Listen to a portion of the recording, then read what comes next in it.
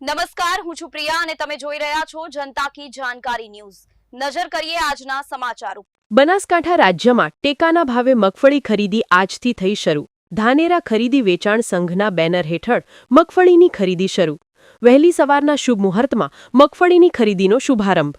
આજથી 70 દિવસ ચાલશે મગફળીની ખરીદી।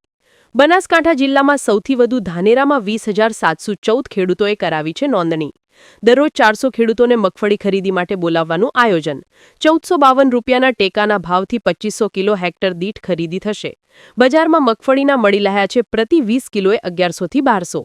ધાનેરામાં વહેલી સવારથી જ ખેડૂતો ટ્રેક્ટર લઈ પહોંચ્યા ટેકાના ભાવે મગફળી વેચાણ કરવા। રિપોર્ટ ભરત ઠક્કર, ડીસા, બનાસકાંઠા।